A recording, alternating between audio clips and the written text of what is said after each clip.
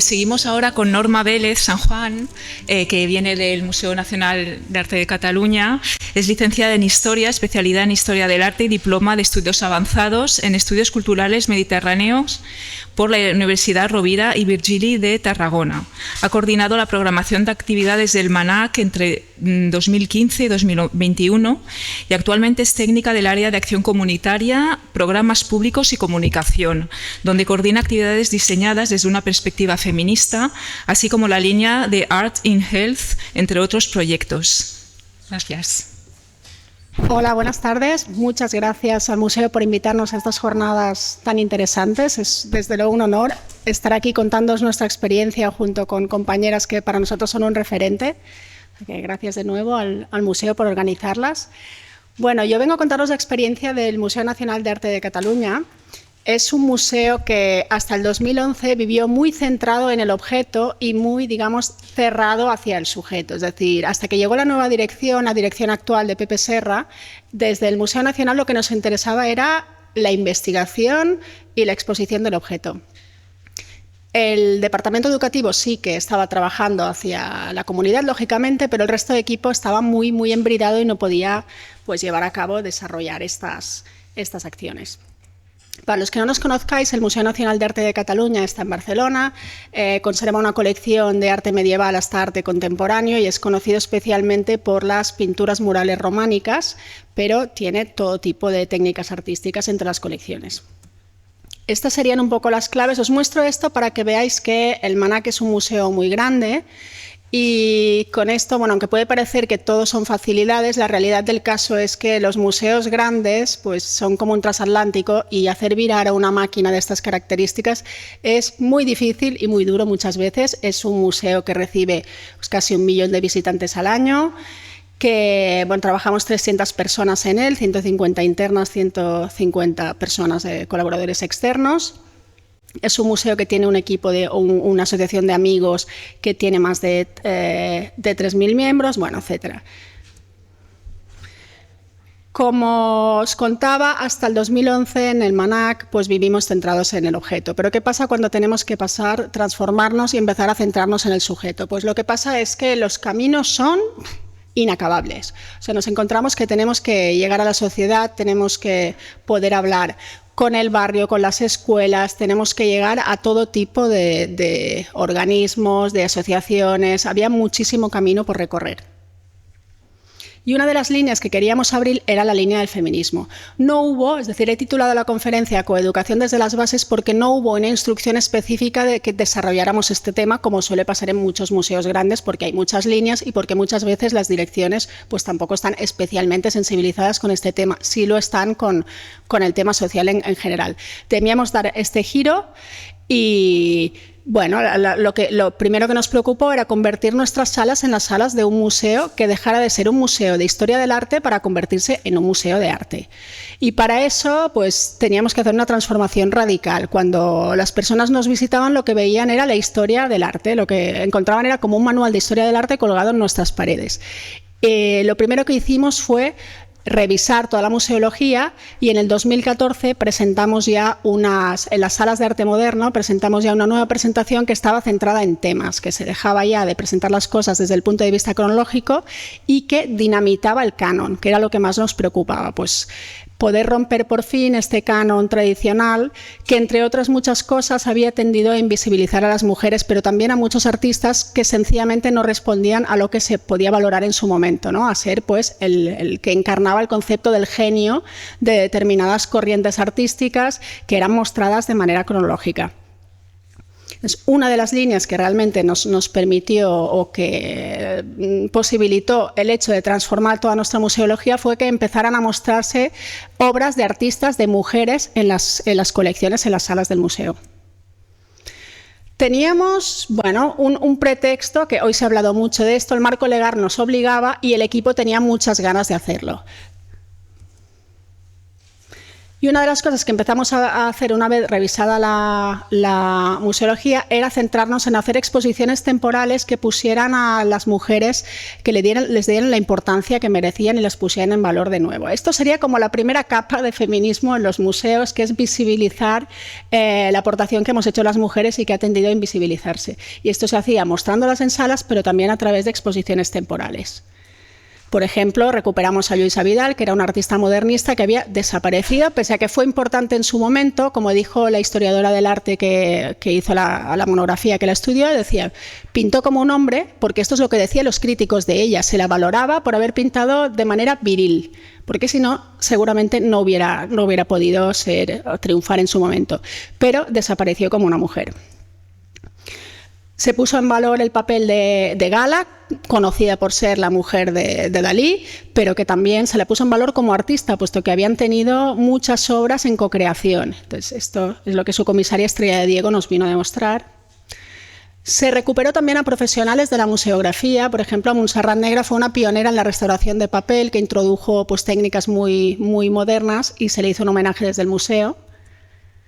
O se han tocado temas que habitualmente, pese a ser femeninos, pues digamos que la historia del arte nos los ha quitado, como puede ser el tema de la maternidad, con un enfoque muy sensible, a través de una exposición que lo que hacía era mostrar la visión de las mujeres artistas sobre el embarazo y sobre la maternidad.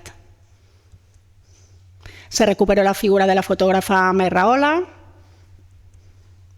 Y después te mostraron también casos especiales como el caso de Josefa Tolrà o Magil, que eran dos artistas que nunca supieron que eran artistas porque pintaban en su ámbito doméstico y lo que hacían era, pues, dibujaban lo que... Eran mediums, se consideraban mediums y dibujaban lo que les inspiraba, ¿no? Era un tipo de dibujo mecánico y se puso en valor también. La última exposición temporal que hemos hecho ha sido la del artista Susan Baladón, que fue una artista que consiguió triunfar en el Montmartre en el París de principios del siglo XX, que era como el centro de la modernidad artística, y ella supo imponerse y supo pasar de ser una modelo a ser una artista importante en ese momento. Bueno, otra de las líneas que ha tenido el museo es la ampliación. Actualmente estamos ampliando las colecciones de contemporáneos, estamos ampliando la colección hasta los años 70 del siglo XX y estamos sumidos en un proyecto muy ilusionante que es una nueva presentación del museo, que en realidad es un nuevo museo. O sea, vamos a duplicar los metros que tenemos ahora. En el año 29 está previsto que creemos este nuevo museo, que estará sobre todo centrado en arte moderno y contemporáneo, y una de las líneas prioritarias en la ampliación de las colecciones de arte de la posguerra y de segunda vanguardia es la adquisición de obras de mujeres artistas. Como veis, aquí tenéis la lista de algunas de las artistas que hemos adquirido y aparte están las fotógrafas, o sea que puede verse claramente que es una de las prioridades hoy día del museo. ¿Pero qué es lo que hemos hecho desde los programas públicos? Pues bueno, aquí podemos decir que el museo iba un poco tarde, pero los programas públicos podemos decir al menos que nos avanzamos un poquito, porque desde el 2015 ya programamos una cita fija, una programación estable fija, que no hemos dejado de hacer desde entonces, y que empezamos a organizarla con el Instituto Catalán de las Mujeres.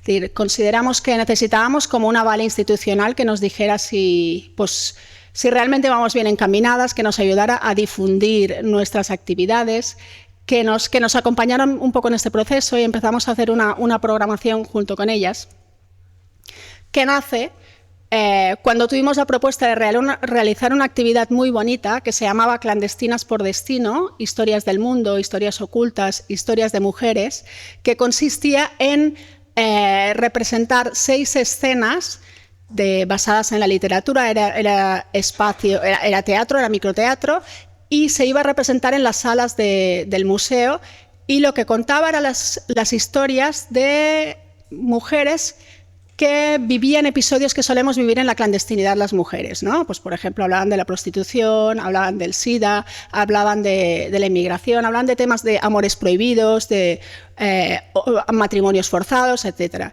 Entonces decidimos que había llegado el momento de desarrollar la programación de género, que íbamos a hacerlo, pero no queríamos hacer lo que nosotros llamamos setas. No queríamos hacer un hecho puntual y teníamos que construir toda una estructura para dar sentido a la línea que íbamos a abrir. Entonces, a partir de aquí decidimos que cada año íbamos a tener una programación que tocara algunos de estos temas a través de las artes escénicas, la danza, el teatro, que íbamos a celebrar el 8M ofreciendo una entrada gratuita para las mujeres, es decir, cada 8 de marzo las mujeres entran gratis al museo, y es nuestra forma de renovar el compromiso con el equipo del museo también. Te recordaré que esto sigue, que esto no se ha acabado, seguimos aquí, y de poder celebrar pues, el compromiso que tenemos en el museo para poder cumplir la normativa y para poder luchar por un museo mucho más igualitario. Pero digamos que la piedra angular de nuestra propuesta de programas públicos tenía que ser la coeducación.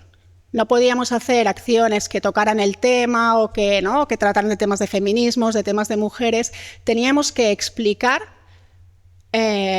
cuál había sido el papel del arte y de la historia del arte en nuestra concepción actual del mundo y en la discriminación que podían sufrir las mujeres hoy en día. Es decir, cómo partíamos de la idea de que las obras de arte son artefactos que nos han educado y teníamos que analizar qué nos estaban transmitiendo desde las salas, cómo se sentía cualquier niña que entrara en nuestras colecciones y que viera todas esas obras, si se sentía que podía llegar a ser un artista o si salía de allí pensando que podía ser una musa, un objeto de deseo, que podía ser pues, la esposa de un burgués, que podía ser la madre de un niño Jesús, pero realmente una niña que nos visitara podía salir pensando que iba a ser un artista o que iba a ser cualquier otra cosa. Entonces todo esto lo revisamos y creamos 2 visitas en clave de género que lo que querían era desmontar estos estereotipos. Y se revisó obra por obra y se creó un discurso que se activaba con esta imagen, ya ha salido hoy, que bueno, es la acción que hicieron las guerrilla girls, y lo que nosotros queríamos en el año 89, nosotros quisimos activar un poco lo mismo que habían hecho ellas, y entonces contamos cuántas obras de mujeres tenía el museo, después de la nueva presentación, cuántas obras tenían las salas, y vimos pues, que teníamos en las colecciones 173 mujeres artistas, había 791 piezas entre pinturas, grabados, carteles y fotografías. En arte moderno había 600 obras y solo 11 eran de mujeres. Esta fue nuestra primera denuncia. Y con esto abríamos la visita. Bueno, yo quiero poner en valor, antes de nada, el papel de nuestras educadoras para llevar a cabo estas visitas, porque realmente tenemos un equipo de mujeres que están muy, muy formadas. Muchas son doctoras, algunas son profesoras universitarias, y cuando nos pusimos a escribir esta visita, resultó relativamente fácil, un reto relativamente fácil que coordinó Julia Llull, que era la coordinadora de educadoras entonces. Ella es doctora en teoría de la imagen, hizo un trabajo excelente y hizo posible que se pudiera hacer esta visita. Teníamos revisados ya los contenidos y nos habíamos asegurado de que estos contenidos ya no incluían estereotipos y que nos educaran nuestra visión acerca de los roles de género y denunciaran pues, los estereotipos y los sesgos que encontrábamos en ellos. Pero nos faltaba 2 patas más de la coeducación. Y para eso el MANAC lo que hizo fue llamar a María Cacheda, que está hoy aquí, que ha sido nuestro referente, y ella formó a nuestras educadoras en lo que es la coeducación. Entonces incluimos las otras 2 patas que nos faltaban, que revisar realmente que el lenguaje fuera inclusivo, que esto ya lo teníamos bastante avanzado, pero sobre todo trabajamos el tema del espacio relacional, es decir, qué pasaba cuando se producían las actividades en ese espacio, cómo se estaban relacionando las educadoras con el alumnado y cómo se relacionaba el alumnado entre sí, para asegurarnos de que todo el mundo tenía un papel igual, de que no se aplicaban pues, los roles machistas, y todo esto que nosotros pensábamos que lo teníamos tan superado y que lo teníamos tan bien establecido, pues a través de una evaluación que nos hizo María, vimos que nos quedaba mucho por aprender. Nos creó todo un sistema de evaluación que hoy sigue y pues, seguimos utilizando en el museo. Valoramos todas las visitas a partir de criterios de la coeducación Entonces, si esto empezamos a aplicarlo en las visitas específicas sobre género, rápidamente contaminó todo el sistema educativo y todos los programas públicos, y hoy día evaluamos con los criterios de coeducación todo lo que hacemos en el departamento educativo. Una vez tuvimos estas visitas creadas, era el momento de pasarlo a itinerarios virtuales. Se hizo un primer itinerario, están todos en la web del museo. Un primer itinerario era, pues, la capa básica de que era revisar la aportación de las mujeres que se encontraban en la colección, y podíamos redescubrir y conocer mujeres que en su momento habían sido significativas desde el punto de vista de la historia del arte, pero habían quedado olvidadas, se estaban rescatando. Después hicimos ya un itinerario mucho más valiente, que son las mujeres en el arte, que esto es una lectura feminista de la colección. No puedo entrar. Que aquí se habla de los malos tratos, se habla de cómo desaparecen las mujeres que han sido importantes, se hablan, pues, de todo tipo de estereotipos. Y después hicimos un itinerario que es la evolución de la mujer, que se basa en la moda y en los cambios sociales para mostrar la transformación del papel de la mujer. La programación de los programas públicos también ha incluido, desde este primer origen, desde esta actividad de microteatro, ha incluido cada año diálogos, conferencias, debates, para poder explorar un poco cuál ha sido el papel de las mujeres en la historia del arte y cuál es la visibilidad que tienen las artistas hoy día desde todos los puntos de vista, que hemos hecho de forma presencial o que pueden consultarse en un apartado de la web del museo que se llama Canal más Manac, donde lo que hacemos es incluir contenidos, entrevistas y vídeos de todas nuestras actividades. Siempre hemos tratado de hacer artes escénicas que toquen estos temas que hablábamos antes, ¿no? Temas que pueden ser controvertidos y que pueden ser denuncias que nos ayuden a reflexionar sobre situaciones que atravesamos las mujeres. Por ejemplo, pues hicimos esta performance Cueva con la compañía Sapiens, que lo que hacía era cantar arias que habían sido prohibidas en su momento por los temas que tocaban, porque, pues, hablaban de temas un poco subidos de tono, por ejemplo, ¿no? O tuvimos a Irene Escolar leyéndonos los textos de Lorca que hablan de mujeres y conociendo, pues, así un poco temas como Yerma y demás, ¿no? Abordando temas muy vinculados a la mujer con Irene Escolar. O, por ejemplo, alrededor de la exposición Susan Baladón, lo que hicimos fue una performance que lo que hacía era contraponer el papel de lo que contaban los hombres del periodo del Moulin de la Galette, de cuando estuvo Susan Baladón en París, y eso se hacía a través de unas crónicas que había hecho Santiago Rusiñol, que mandaba a La Vanguardia, unas crónicas muy divertidas en las que contaba cómo era el París de la época. Y entonces la artista Irene Vicente lo que hacía era dar voz a Susan Baladón, se inventó la voz de lo que podía haber estado diciendo ella, contando, y entonces dialogaban los dos personajes. El cine también ha sido uno de los medios que hemos utilizado para abordar todos estos temas feministas. Y lo hemos hecho, como casi toda la programación, en colaboración con otra institución, es decir, lo que acostumbramos a hacer cosas muy transversales y muy en colaboración y en red con otras instituciones o con otros museos, y en este caso fue con la Filmoteca de Cataluña. Hace 12 años que tenemos un ciclo conjunto que se llama Por amor a las artes, que lo que hace es explorar el vínculo que tiene el cine con el resto de artes, y aquí participamos muchos equipamientos. Entonces, con motivo en el mes de marzo, normalmente solemos programar alguna película vinculada con tema de género para hacer alguna denuncia, como puede ser, pues, la película de Vic Eyes, con el tema de la usurpación de la identidad de un artista por parte de su marido, o, por ejemplo, la película de Girls Museum, que os la aconsejo mucho porque precisamente habla de la entrada de la mirada de género en el Museo de Leipzig a través de un grupo de niñas y de cómo van reaccionando delante de todas las obras. Otra de las líneas que hemos abierto en colaboración con otras instituciones es, como actividad familiar, son las pequeñas historias, grandes mujeres, que empezamos a hacer en el año 2018 con un grupo de trabajo que tenemos, en el que participamos algunos museos de Barcelona, como el Museo de Ciencias Naturales, el Museo Arqueológico, el Museo Marítimo, el Museo Picasso, la Fundación Miró, el Museo Olímpico, el Manac, el MACBA, creo que somos estos. Entonces, con estos museos lo que solemos hacer es compartir experiencias, nos formamos conjuntamente, invitamos a profesionales para hablar de problemáticas que nos preocupan, pero también programamos, creamos actividades conjuntas de temas que nos preocupan. En el año 18 decidimos que queríamos hacer algo de género conjuntamente y programamos esta actividad que estaba basada en un libro que había triunfado mucho, que eran los cuentos de Buenas noches para niñas rebeldes. Inspirándonos en este cuento, lo que hicimos fue elegir a mujeres vinculadas con la temática de nuestras colecciones y las convertíamos en protagonistas de cuentos.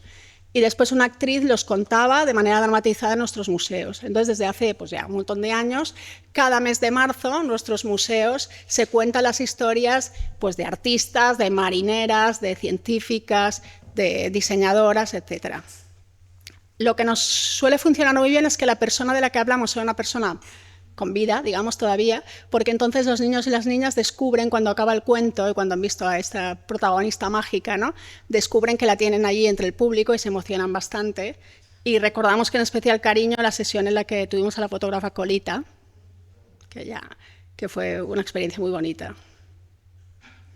Otra de las miradas que no puede faltar para abordar el tema de género, por supuesto, es la de las artistas. Pero tal y como decía Encarna, a nosotros no nos gusta invitar a artistas solo por el hecho de que son mujeres, ponerlas en valor y limitarnos a ofrecer una plataforma como si fuéramos pues bueno, un espacio para mostrar sus obras y ya está.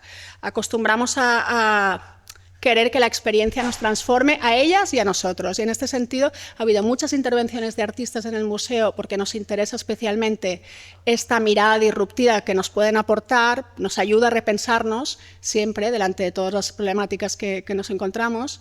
Pero hay un programa que nos gusta especialmente, que son los geysers, que es un programa en el que invitamos a artistas, nos inspiramos en este fenómeno de la naturaleza, ¿no? En cuanto se junta el calor con el agua y sale disparada pues, una manifestación natural, hacemos un poco lo mismo.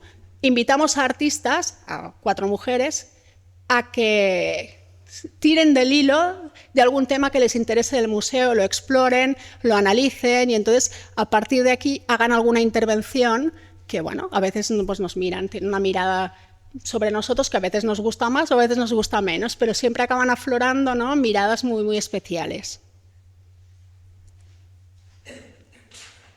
Pero para el MANAC, bueno, realmente el tema de la introducción de la perspectiva de género ha sido y es un esfuerzo colectivo, y lo hemos hecho desde todos los departamentos. Es destacar especialmente la biblioteca Joaquín Folch i Torres. Nuestra biblioteca está especializada en historia del arte y ha demostrado un compromiso que de hecho ha sido premiado, recibió un premio por esta iniciativa, porque han trabajado poniendo todos sus fondos a disposición de los especialistas y del público especializado que quería estudiar el tema de género, visibilizando qué es lo que tenemos, inventariando los pequeños catálogos, que es lo que se conoce como efímera, ¿no?, que son las invitaciones o los catálogos de exposiciones, materiales efímeros que están vinculados a un hecho concreto, como una exposición, y que son muy difíciles de inventariar. Entonces ellos están catalogando todos los que son de mujeres para que puedan consultarse y aportan mucha información de primera mano complementaria.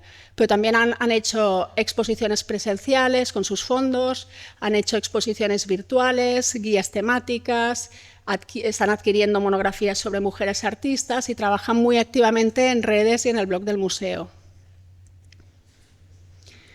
Y del mismo modo que hemos trabajado el tema del feminismo, decidimos en su día que queríamos, para abordar la diversidad, queríamos ampliar a todas las diversidades, digamos, y no quedarnos solo, es decir, el tema de diversidad sexual y de género, abordarlo también. Nos encontrábamos con el mismo problema, que las personas, digamos, que no son heterocis, no encontraban en los museos unos referentes en los que inspirarse en nuestras colecciones, y decidimos que queríamos que también se abrieran las puertas hacia ellos. Hicimos exactamente lo mismo, encargamos una visita educativa a un especialista en historia del arte queer, a Víctor Ramírez, que es esta persona que aparece en la fotografía, y que nos diseñó primero una primera visita que iba a hacerse de manera puntual, Y para ellos, en realidad eran 4 visitas, eran miradas de autor, era su mirada, y además invitaba a artistas a poder contarnos su experiencia sobre el tema o su visión. Por eso le llamó Miradas Insumisas. En realidad él tomó el título de un libro de Alberto Mira sobre el cine, en el que él contaba que él es gay y que cuando él era joven no encontraba referentes ni en series, ni en cine, ni en ningún sitio personajes gays, y entonces se los inventó. Y él miraba las películas de Hollywood y se montaba por sus propias películas en las que había personajes que eran gays y que que a él le transmitían lo que a él le parecía. Entonces eran sus miradas insumisas y nosotros quisimos hacer lo mismo. Cuando encargamos a Víctor Ramírez que hiciera esta visita, realmente el reto era titánico. O sea, cómo convertías nuestras colecciones, fundamentalmente las medievales, en referentes queer, LGTBI, era realmente un reto. Entonces lo que hizo pues fue eso, fue invitar a 4 artistas que lo que hacían era comparar, traer sus relatos y hacer sus propias lecturas. Y de aquí salieron cosas muy interesantes. Pues claro, se trató el tema de la pasión y del martirio, ¿no? El sufrimiento que ha podido sufrir este colectivo muchas veces comparado con el sufrimiento que mostraba la religión. También aquí se aprovechaba para mostrar cómo la comunidad ha podido ser un soporte muy importante para este colectivo muchas veces. Se trató el tema de las intersexualidades y aquí, por ejemplo, hubo una performance muy interesante de Mer Gómez, que es una de las activistas del tema intersex más conocidas, y ella aquí lo que hizo fue contar delante de un retablo donde aparecían ángeles caídos, ángeles negros. Lo que hizo fue contarnos que cuando era adolescente y le diagnosticaron pues, que era intersex, lo que le hicieron fue patologizar su situación y no encontraba un referente con el que identificarse, y entonces quiso identificarse con los ángeles negros, los ángeles caídos, porque los ángeles de por sí no tienen un sexo normativo, digamos, ¿no? Dentro de la dualidad que se conoce como el sexo normativo, son pura alma, y ella se consideraba un ángel negro porque son los ángeles rebeldes. Entonces aquí hizo un vídeo maravilloso que hoy día enseñamos en estas visitas y que nos permitió abordar este tema que normalmente no suele tratarse en los museos. Después también perseguimos, claro, los rastros queer en la colección, que esto es más difícil, encontrar los artistas que han sido conocidos por su papel LGTBI, en este caso, por ejemplo, Ismael Smith, o, tratamos el tema de Colette, que nos permitía introducir también el tema del lesbianismo, pero esto ya nos costaba mucho más. Y luego lo que hacíamos era identificar todos los iconos o las temáticas queer. A partir de aquí, como decidimos que además para llevar a cabo esta práctica, además de la coeducación íbamos a trabajar mucho con la performance, lo que hicimos fue otra performance que se llamaba Duelos Queer, y esta la hicimos con motivo del Día Internacional de la Lucha contra la SIDA, que es el 1 de diciembre. Entonces aquí utilizamos a las obras de arte como aparatos, sobre todo las medievales, y las de Renacimiento y Barroco, entendemos que en muchos casos han sido aparatos de consuelo, no de las personas, es decir, cuando la gente iba a rezar, pues muchas veces lo hacía también por sus propios dolores. Entonces, jugando con esto y jugando con la violencia que ha sufrido el colectivo, se llevaban a cabo todo tipo de acciones performativas sobre el dolor y sobre el duelo y sobre las plañideras que acompañaban estas situaciones, que hoy día pueden consultarse en la web del museo. Se hizo una publicación donde activistas del colectivo trataban este tema, Duelos Queer, que podéis consultar. Y por último, solo decir que una de las máximas satisfacciones de cuando hemos conseguido abrir el museo, digamos, trabajamos cada día para ello, pero es que muchas veces pasan cosas muy especiales y muy bonitas, es decir, venimos de un museo de historia del arte y hoy día es el Museo de las Personas. El hecho de que hoy se sientan que están como en su casa provoca que muchas veces tengamos la recompensa de poder vivirlo y de poder compartirlo con ellos, que es un poco lo que nos pasó con este proyecto, en el que se daba la bienvenida a personas que venían de otros países y que llevaban a cabo una práctica artística a través de danza, se inspiraban en las obras del museo y se expresaban a través de la danza. Y este es... No sé si a muchos de ustedes les ha pasado que cuando llegan a un país que no es el suyo, el familiar que llega les envía una postal y les dice: los extraño mucho, pero hoy empieza una nueva etapa en mi vida. ¿Así? Así me pasó a mí una vez.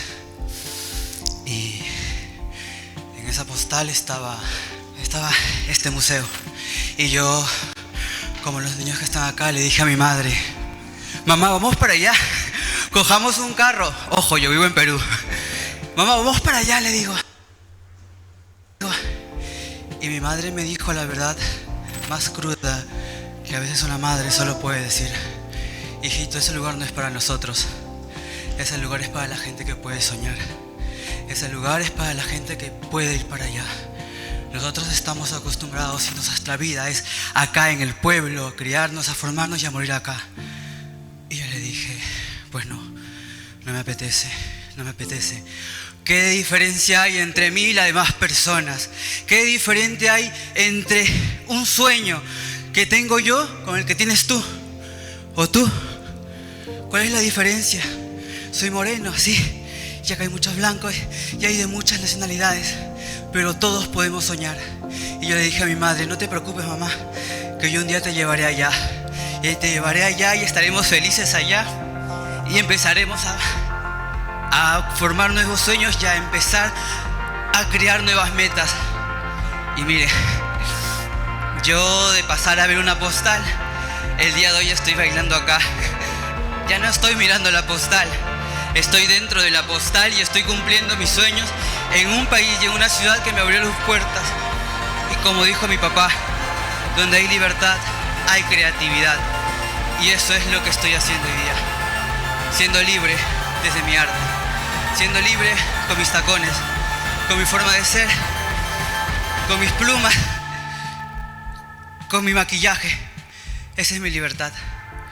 ¿Cuál es la de ustedes?